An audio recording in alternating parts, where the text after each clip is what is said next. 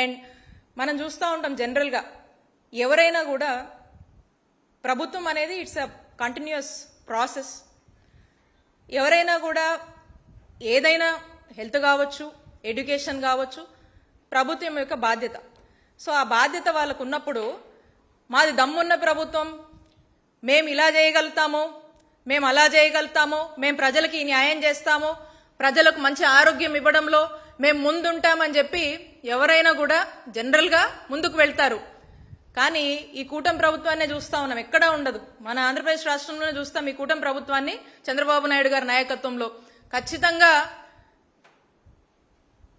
ఈ medical college privatisation అనే ఆలోచనలోనే ఈ మెడికల్ కాలేజ్ని, గవర్నమెంట్ మెడికల్ కాలేజ్ని వాళ్ళు కట్టలేరు, వాళ్ళు ఈ ప్రభుత్వ రంగంలో కొనసాగించలేరు, నిజంగా వాళ్ళకు ధైర్యం లేదు అనేది అర్థమవుతా ఉంది. ఆరోగ్య రంగంలో వాళ్ళు ప్రజలకు, ఈ కూటమి ప్రభుత్వం ప్రజలకు మేలు చేయలేదు అనేది స్పష్టమవుతా ఉంది.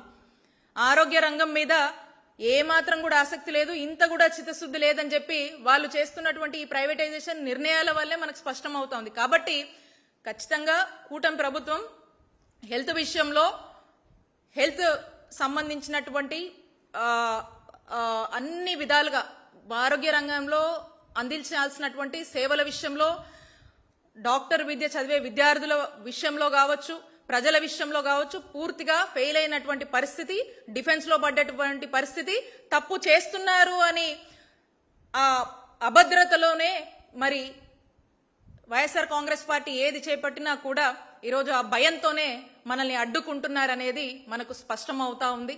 మేం చెప్తా ఉన్నాం, ఎప్పటికైనా జగన్మోహన్ రెడ్డి గారి టెన్యూర్ 5 years జగనన్న పాలన, ఇట్స్ అ వండర్. ఎప్పుడు కూడా మేము ప్రౌడ్గా చెప్తాము. ఎప్పటికైనా కూడా ఆంధ్రప్రదేశ్ రాష్ట్ర ప్రజలు జగనన్న హయాంలో వైద్య ఆరోగ్య రంగంలో చక్కగా చూశారు, ఇంతమంది ప్రాణాలు కాపాడారు. మా కుటుంబం జగనన్న దయ వల్ల బతుకుంది. ఈరోజు మా కుటుంబంలో మాకు ఒక అనారోగ్య పరిస్థితి వస్తే జగనన్న హయాంలో ఉచితంగా వైద్యం చేశారు కాబట్టి ఈరోజు పలానాయన బతుకున్నాడు, పలానమ్మ బతుకుంది.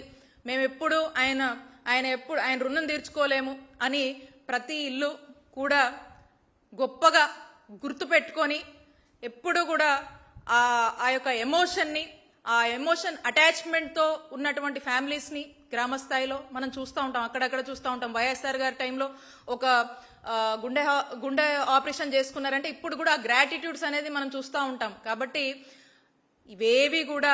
ఇవేవి ఈ యొక్క మంచి పనులు కానీ ఇలా ప్రజలకు మేలు చేయాలనే ఆలోచన కూటమి ప్రభుత్వానికి కానీ చంద్రబాబు నాయుడు గారు కానీ అస్సలు లేవు.